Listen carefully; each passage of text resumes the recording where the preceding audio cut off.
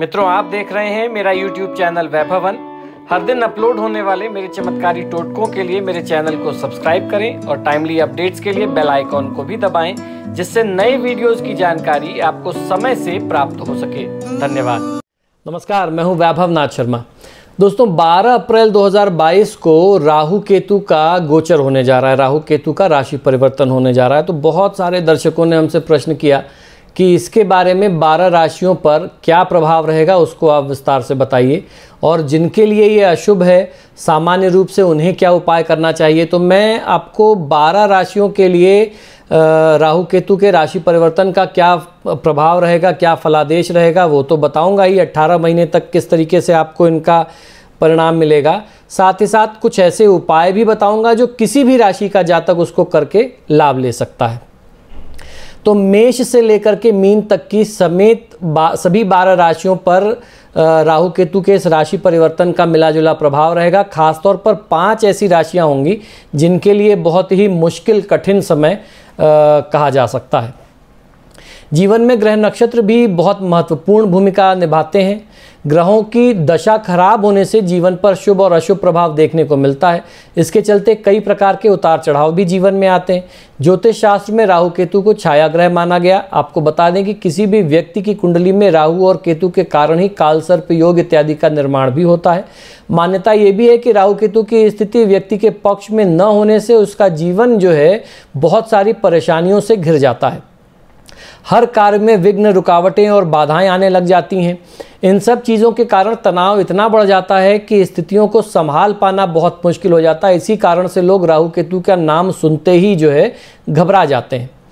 राहु 12 अप्रैल 2022 को मेष राशि में प्रवेश करेगा और केतु तुला राशि में प्रवेश करेगा। ये दोनों ही ग्रह वक्री चाल चलते हैं। वक्री अर्थात उल्टी इनकी जो चाल होती है वो उल्टी चाल में भ्रमण करते हैं। वैदिक ज्योतिष शास्त्र के अनुसार राहु और केतु एक दूसरे के समसप्तक हैं। दोनों ग्रह एक साथ राशि परिवर्तन करते हैं।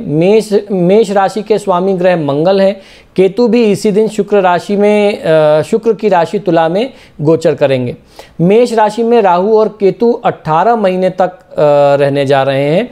राहु केतु के राशि परिवर्तन के दौरान 5 राशियों के जातक लोगों को विशेष सावधानी रखने की सलाह देता हूँ। तो अब हम लोग बात कर लेते हैं राशिफल की कि 12 राशि के अनुसार किस तरीके से इनका प्रभाव रहने वाला है। पहले मैं आपको राहु का फलादेश बताऊंगा, फिर मैं आपको केतु का फलादेश बताऊंगा। हर राशि के लिए 2-2 फलादेश होगा। तो इस क्रम में सबसे पहले बात करते हैं मेष राशि की।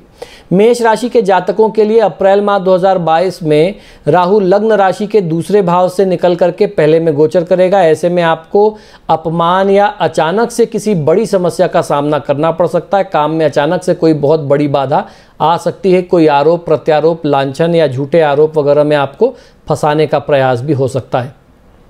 इसके अलावा यहाँ स्थित राहु रोग और दुख भी देता है। ये आपके जीवन के हर क्षेत्र में उथल पुथल मचाएगा। मेष राशि के जातकों को अपने पुराने रिश्तों के प्रति सचेत रहने की सलाह देता हूँ। संभव है कि इस क्षेत्र में आपको मुश्किलों का सामना करना पड़े। वित्तीय समस्याएं भी जीवन में आ सकती हैं। अब बात करते हैं कि मेष राशि के लिए केतु का क्या प्रभाव रहेगा। केतु जब तक वृश्चिक राशि में रहेगा तब तक यह आपके जीवन में थोड़ी परेशानी ला सकता है। पैर में चोट और पेट संबंधी समस्याएं रहेंगी।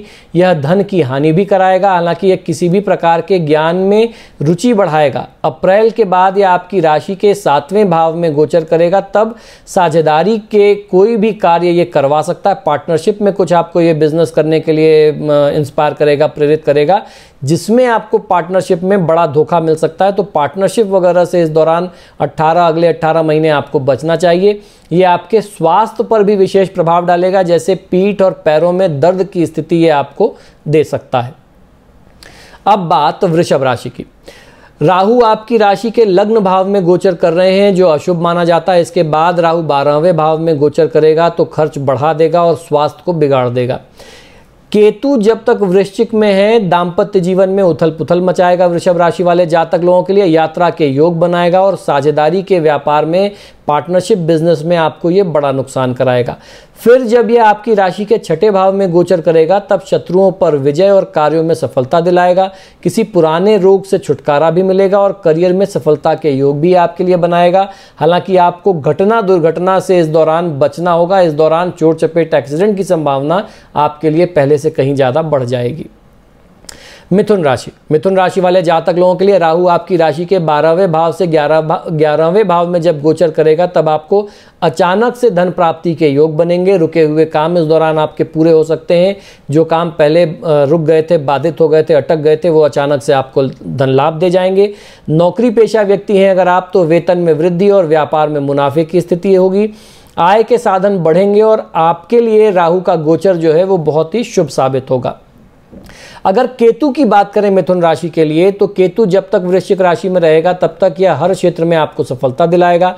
किसी पुराने रोग से आपको यह मुक्ति दिलाएगा। फिर जब अप्रैल में राशि परिवर्तन करके 5वें भाव में केतु गोचर करेगा तब आपके रिश्तों में यह नकारात्मक प्रभाव डालेगा। छात्रों के लिए भी ये गोचर बहुत अच्छा नहीं कहा जाएगा। जो मिथुन राशि के विद्यार्थी वर्ग हैं, करियर में नुकसान की स्थिति रहेगी। हालांकि जो रिसर्चर्स हैं, जो शोधार्थी हैं, उनके लिए ये गोचर शुभ कहा जा सकता है। स्वास्थ्य के दृष्टिकोण से ये पाचन तंत्र, आपका डाइजेशन वगैरह प्रभावित करेगा, उसको खराब करेगा। किसी प्रकार की एलर्जी वगैरह, स्किन से रिलेटेड डिजीज और एलर्जी भी ये आपको दे सकता है। कर्क राशि वाले जातक लोगों के लिए राहु आपकी राशि के 11वें भाव से निकल करके 10वें भाव में प्रवेश करेगा। ऐसे में आपकी सुख सुविधाओं का विस्तार होगा, आर्थिक पक्ष मजबूत होगा। हालांकि आप नौकरी करते हैं तो कार्यस्थल पर आपको अपने शत्रुओं से बहुत ज़्यादा सावधान रहना होगा। व्यापारी वर्ग को ये बड़ा मुनाफा, बड़ा लाभ देने की स्थिति में आ सकता है। अब बात कर लेते हैं कि कर्क राशि वाले जातक लोगों के लिए केतु का क्या प्रभाव रहेगा। जब तक केतु वृश्चिक राशि में रहेगा तब तक सीखने की लगन आपके अंदर जगी रहेगी। शोध का कोई कार्य है तो उसमें आपको बड़ी सफलता मिलेगी। किसी के साथ रिलेशनशिप में है तो सतर्क रहें क्योंकि धोखा हो सकता है। फिर जब अप्रैल में चतुर्थ भाव में गोचर करने लग जाएगा केतु तो विद्यार्थियों के लिए शुभ नहीं रहेगा। करियर में भी ये नुकसान देगा, घर का माहौल भी खराब करेगा। कहीं पर भी निवेश करने से आपको बचना चाहिए या सोच समझ करके आपको पूरे कैलकुलेशन को समझ करके ही इन्वेस्टमेंट करना चाहिए कि कितना पैसा लगाने से कितना गारंटेड रिटर्न आपको मिल रहा है, तभी आप इन्वेस्टमेंट करें। अन्यथा अगर कोई भी डाउट हो, कोई भी संदेह हो तो इन्वेस्टमेंट मत करिए। और इस दौरान स्वास्थ्य का आपको विशेष ध्यान रखना होगा। अब बात सिंह राशि की। सिंह राशि वाले जातक लोगों के लिए राहु आपके 9वें भाव में स्थित होगा। इस दौरान परिवार में मतभेद हो सकता है, यात्राओं पर अधिक खर्च होगा, भाग्य का साथ आपको नहीं मिलेगा। नौकरी और व्यापार में चुनौतियों का सामना करना पड़ सकता है और जीवन में पहले से कहीं अधिक संघर्ष की स्थिति आपको देखनी पड़ेगी। अब बात करते हैं कि सिंह राशि वाले जातक लोगों के लिए केतु का प्रभाव कैसा होगा। केतु जब तक वृश्चिक राशि में रहेगा तब तक आपको शांतिपूर्ण रहना चाहिए क्योंकि यह परिवार में खुशी को समाप्त कर सकता है। माता का स्वास्थ्य ये बिगाड़ सकता है, प्रभावित कर सकता है। निवेश आपको बहुत सोच समझ करके करना होगा। फिर जब केतु आपकी राशि के 3रे भाव में गोचर करेगा तब आपकी कुछ समस्याओं का समाधान होगा। आप अपने लक्ष्य की पूर्ति कर पाएंगे। परिवार का माहौल अच्छा रहेगा और कार्यस्थल में भी उन्नति के योग आपके लिए बनने लग जाएंगे। अब बात कर लेते हैं कन्या राशि की कि कन्या राशि वाले जातक लोगों के लिए राहु केतु का गोचर जो है किस तरीके के परिणाम लेकर के आएगा। राहु आपके 8वें भाव में गोचर करेगा। इस अवधि के दौरान आपकी रुचि गूढ़ रहस्यों में बढ़ सकती है। तंत्र वगैरह के शास्त्रों में आप थोड़ा इंटरेस्ट लेने लगेंगे। व्यापार और नौकरी में कठिन परिश्रम करना होगा। स्वास्थ्य का आपको विशेष ध्यान इस दौरान रखना चाहिए। कन्या राशि वाले जातक लोगों के लिए केतु जब तक वृश्चिक राशि में रहेगा तब तक आपके पराक्रम में गति बनी रहेगी। परिवार, अर्थ और सेहत की दृष्टि से यह गोचर आपके लिए शुभ होगा। नौकरी और व्यापार में सकारात्मक परिणाम देखने को मिलेंगे।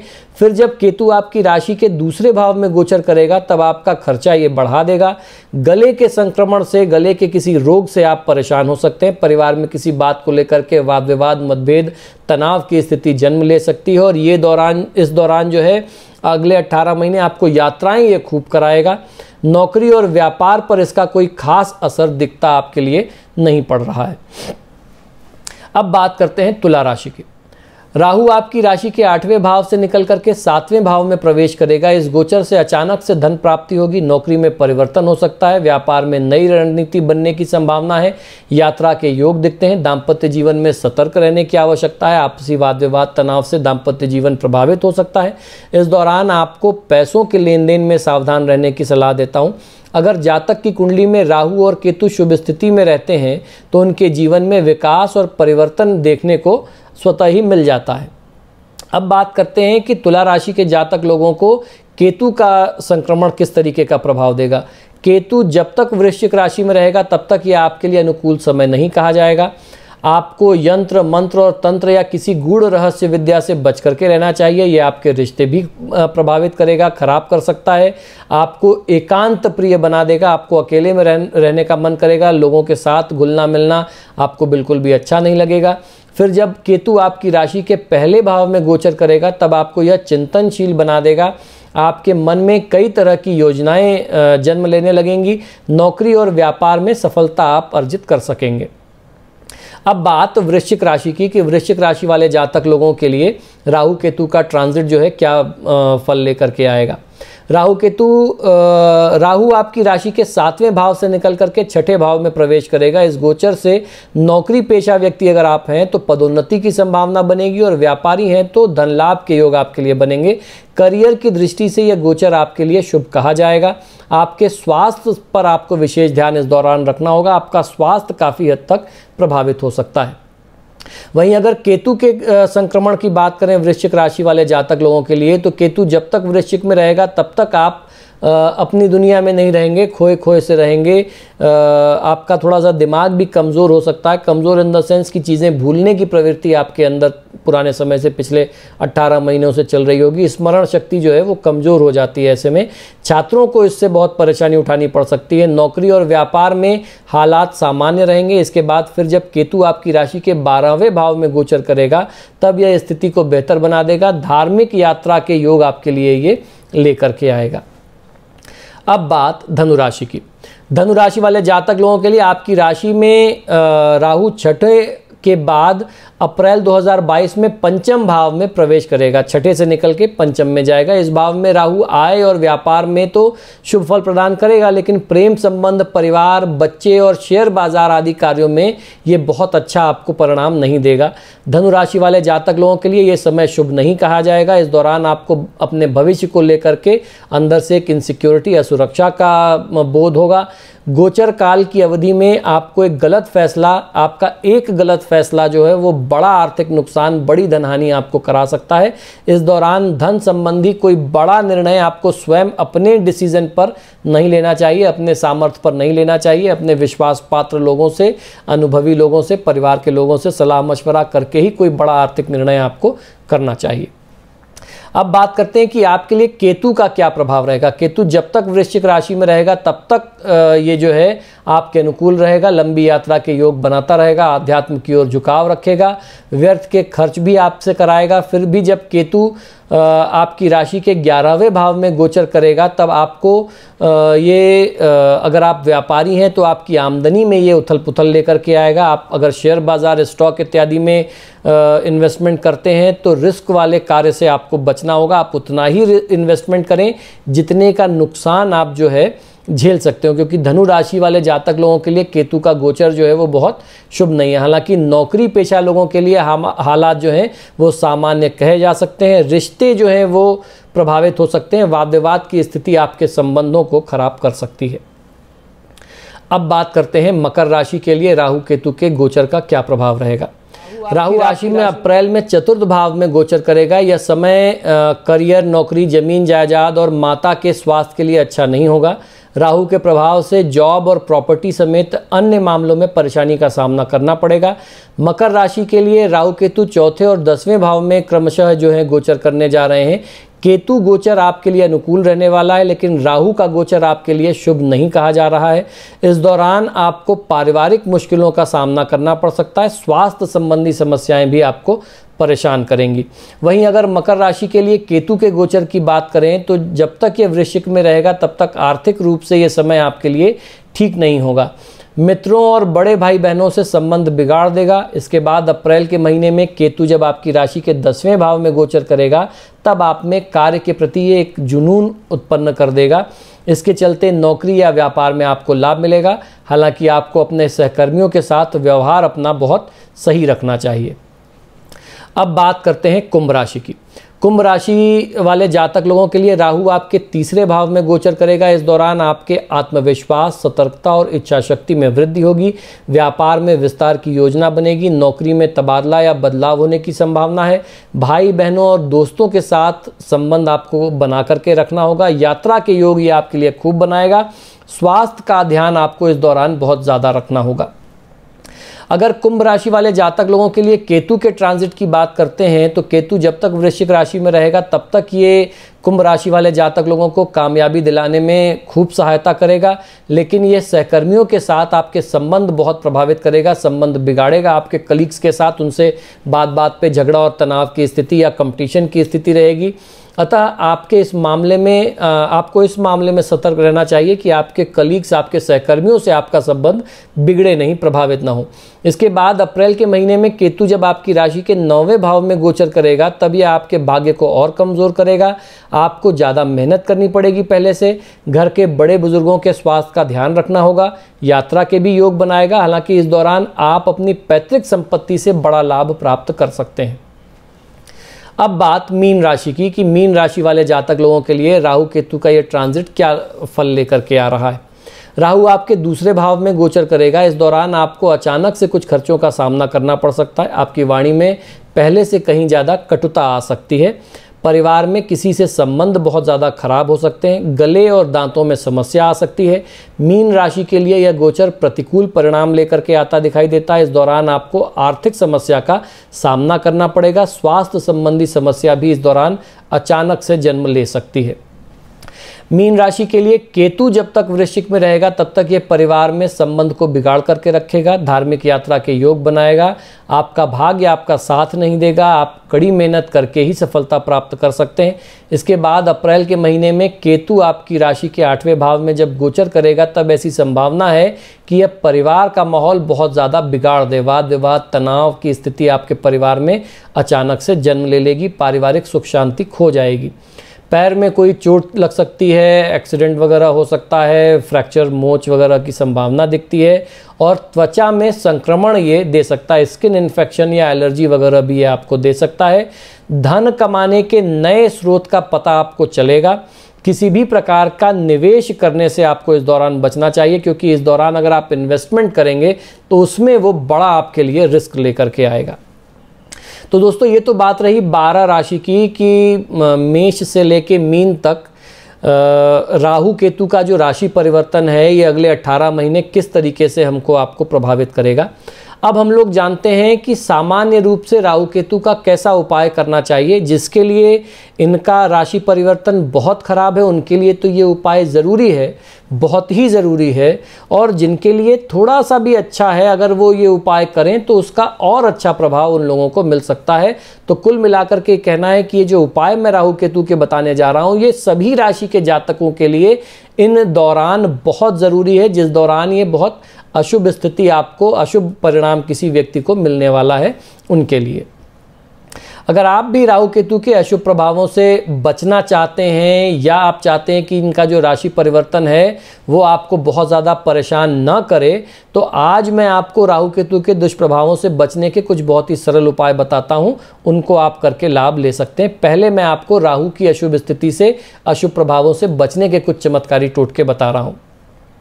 राहु की अशुभ स्थिति से बचने के लिए नियमित रूप से भगवान शिव की पूजा आराधना करनी चाहिए। शिवलिंग पर जलाभिषेक करना चाहिए। इतना ही नहीं, ओम नमः शिवाय मंत्र का जाप करें या फिर भगवान शिव के अलग अलग मंत्र हैं। ओम दारिद्र्य दुख दहनाय नमः शिवाय, महामृत्युंजय मंत्र, आप किसी का भी प्रयोग कर सकते हैं। वहीं शिवलिंग के सामने बैठ करके नियमित रूप से शिव चालीसा का पाठ करने से भी बहुत अच्छा लाभ मिल सकता है। शिव जी की पूजा अगर आप नियमित रूप से करते हैं तो राहु केतु के प्रभावों में चमत्कारी रूप से आपको लाभ मिलता है। दूसरा उपाय ये कि कुंडली में राहु से जुड़े दोष होने पर किसी योग्य पंडित की सलाह पर कुंडली दिखा करके उनकी स्थिति ग्रहों की देख करके कि कुंडली में क्या है, तो गोमेद धारण आप कर सकते हैं। राहु यंत्र को प्रतिष्ठित करवा करके अपने पूजा स्थान में रख करके भी आप उनकी पूजा आराधना कर सकते हैं। इससे भी राहु केतु के प्रभावों में लाभ मिलता है। तीसरा उपाय यह कि मान्यता है कि राहु के कष्टों से बचने के लिए उड़द, गर्म कपड़े, सरसों, काला फूल, राई आदि जैसी चीज़ों का अपने सामर्थ्य के अनुसार शनिवार को किसी गरीब को या भिखारी को, ज़रूरतमंद को दान देना चाहिए। इसके अलावा रोज़ सुबह तुलसी के पत्ते का जल जो है वो सेवन करेंगे तो राहु के कष्टों में बहुत अच्छा लाभ मिलता है।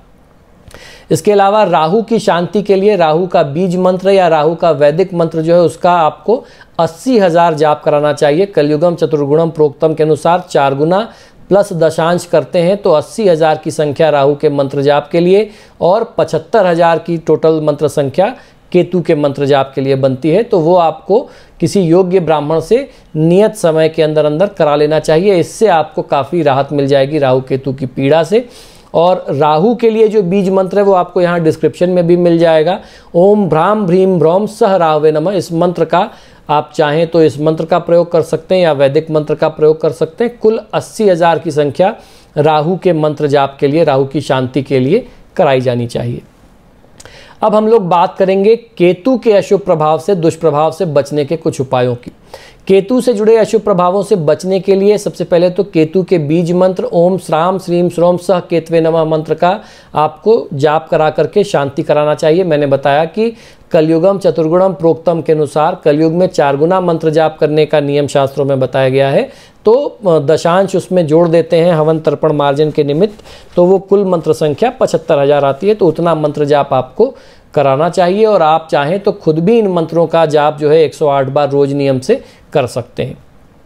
इसके अलावा केतु के प्रभावों से बचने के लिए घर में चितकबरा कुत्ता या फिर चितकबरे रंग की गाय आप पालें, उसकी सेवा करें। अगर आप ऐसा करते हैं तो ये बहुत अच्छा आपको लाभ देता है। इसकी जितनी सेवा करेंगे तो केतु का प्रभाव उतना आपके ऊपर से कम होता चला जाएगा। केतु की अशुभ दशा से मुक्ति के लिए तिल, झंडा यानी ध्वजा, काजल, गरम कपड़े, सतंजा, मूली आदि का दान भी बहुत अच्छा माना जाता है।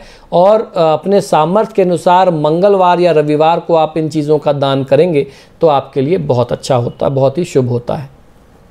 तो दोस्तों आशा करता हूँ कि शास्त्र से जुड़ी हुई बातें, ज्ञान की बातें जो आपको हमारे YouTube चैनल से प्राप्त होती हैं वो निश्चित ही पसंद आती होंगी।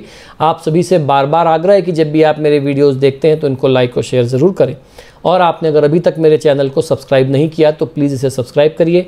इसी शुभकामना के साथ कि आपका दिन शुभ हो, मुझे आज्ञा दीजिए और देखते रहिए मेरा YouTube चैनल वैभवन। नमो नारायण।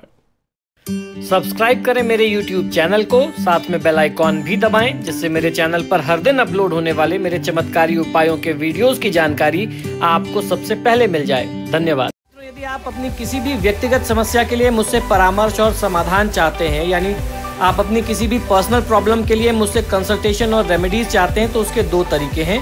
टेलीफोनिक कंसल्टेशन, फ़ोन पे बात करना, और दूसरा फेस टू फेस यानी पर्सनल मीटिंग करना। आप हमें फ़ोन के माध्यम से, ईमेल और व्हाट्सएप के माध्यम से अपॉइंटमेंट बुक कर सकते हैं। हमारा नंबर है 9990724131। आपको 2 नंबर दे रहा हूँ, इन दोनों नंबर पे व्हाट्सएप अवेलेबल है, आप व्हाट्सएप करें। 9818300146 ये हमारे ऑफिस का दूसरा नंबर है। अगर आप हमें ईमेल करना चाहते हैं तो आप हमें ईमेल कर सकते हैं। हमारी ईमेल आईडी नोट कर लीजिए, sharma.vaibhava vaibhava@gmail.com पर। इस पर आप हमें ईमेल भी कर सकते हैं। मित्रों, आजकल फ़ोन कॉल्स बहुत ज़्यादा हैं और मुझे भी मालूम है आप लोग कॉल करते हैं, फ़ोन रिसीव नहीं होता तो आप भी निराश होते हैं। ऐसे में ईमेल और व्हाट्सएप करना सबसे बेहतर तरीका है। धन्यवाद।